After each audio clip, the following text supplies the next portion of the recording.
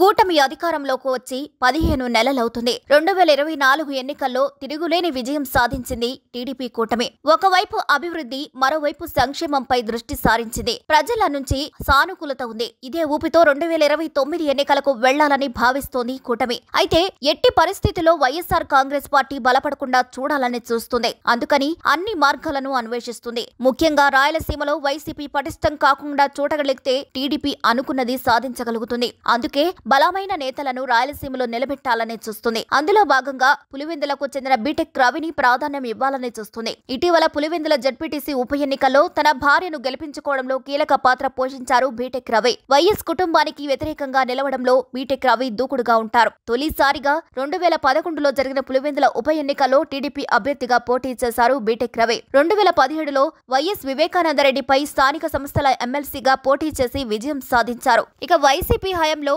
శాసన మండలిలో ఎమ్మెల్సీగా ఉన్న నారా లోకేష్ పై అధికార పార్టీ మార్గాల దాడిని సమర్థవంతంగా తిప్పికొట్టారు బీటెక్ రవి. అలా నారా లోకేష్ కు దగ్గరయ్యారు. ప్రతికూల పరిస్థితుల్లో సైతం పులివెందుల నియోజకవర్గంలో పట్టు బిగించారు. ఇక పులివెందుల జడ్పీటీసీ ఎన్నికల్లో వైఎస్ఆర్ కాంగ్రెస్ పార్టీకి డిపాజిట్లు కూడా రాకుండా చేయడంలో బీటెక్ రవి సక్సెస్ అయ్యారు. అయితే వచ్చే ఎన్నికల్లో కడప జిల్లాలో ఇదే ఊపు కొనసాగించాలంటే బీటెక్ రవి లాంటి నేతకు కీలక పదవి ఇవ్వడం అనివార్యంగా మారింది. ఇక బీటెక్ రవిని ఎమ్మెల్సీగా చేసి తరువాత మంత్రివర్గంలోకి తీసుకుంటారని ప్రచారం నడుస్తుంది. ఇక ఇప్పటికే కడప జిల్లాలోకి చెందిన మంత్రి రామ్ ప్రసాద్ రెడ్డి గారు మంత్రివర్గ విస్తరణలో ఆయనను తప్పించి అదే సామాజిక వర్గానికి చెందిన బీటెక్ రవికి అప్పగిస్తే బాగుంటుందని నిర్ణయానికి వచ్చారు. తద్వారా వచ్చే ఎన్నికల్లో జగన్మోహన్ రెడ్డికి గట్టి షాక్ ఇవ్వొచ్చని చంద్రబాబు భావిస్తున్నారు. త్వరలో భర్తీ అయ్యే ఎమ్మెల్సీ పదవులో ఒకటి బీటెక్ రవికి ఖాయమని ప్రచారం జరుగుతోంది. ఇక బీటెక్ రవి మరింత దూకుడుగా దూసుకెళ్లే అవకాశం ఉంది.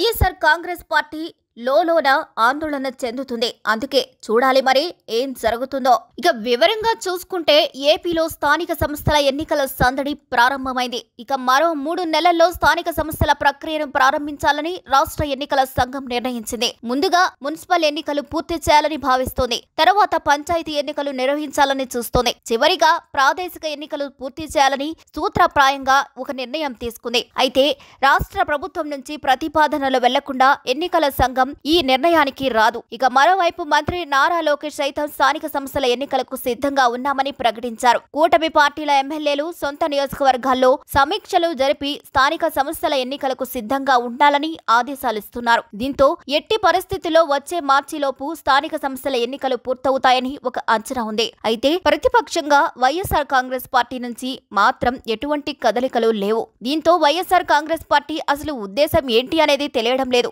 మొన్నటికి మొన్న పులివెందులతో పాటు ఒంటిమిట్ట జడ్పీటీసీ ఎన్నికలు జరిగాయి. పులివెందులలో అయితే కనీసం వైఎస్ఆర్ కాంగ్రెస్ పార్టీకి డిపాజిట్లు రాలేదు. వాస్తవంగా చెప్పాలంటే ఉప ఎన్నికలతో పాటు స్థానిక సంస్థల ఎన్నికలు రాష్ట్ర ప్రభుత్వానికి అనుకూలంగా ఉంటాయి. గతంలో వైఎస్ఆర్ కాంగ్రెస్ పార్టీ హయాంలో 2021లో స్థానిక సంస్థల ఎన్నికలు జరిగాయి. ఇక మున్సిపల్ ఎన్నికల సమయంలో వైఎస్ఆర్ కాంగ్రెస్ పార్టీ అధికార దుర్వినియోగానికి పాల్పడిందంటూ అప్పటి టీడీపీ ఆరోపించింది. అప్పటికే అటు తర్వాత వచ్చిన ప్రాదేశిక ఎన్నికలను బహిష్కరించింది. ముందుగా పంచాయతీ సర్పంచ్ ఎన్నికలు జరిగితే వైఎస్ఆర్ కాంగ్రెస్ పార్టీ ఏకపక్షంగా గెలుస్తుంది. అదే ఊపుతో మున్సిపల్ ఎన్నికలను కొనసాగించింది. వాలంటీర్లతో పాటు సచివాలయ వ్యవస్థను సద్వినియోగం చేసుకుంది. వ్యవస్థలన్నీ తన చెప్పు చేతల్లో పెట్టుకుని వైఎస్ఆర్ కాంగ్రెస్ పార్టీ స్థానిక సంస్థల్లో విజయం సాధించిందని టీడీపీ ఆరోపించింది. అందుకే ప్రాదేశిక ఎన్నికలను బహిష్కరించినట్లు ప్రకటించింది. అయితే ఇప్పుడు వైఎస్ఆర్ కాంగ్రెస్ పార్టీ దూకుడుగా ముందుకు అడుగు వేస్తుంది. కానీ ఇప్పటికీ పార్టీ నాయకులు యాక్టివ్ కాలేదు. స్థానిక నేతలు పెద్దగా క్రియాశీలకంగా లేరు. స్థానిక సంస్థల ఎన్నికల్లో పోటీకి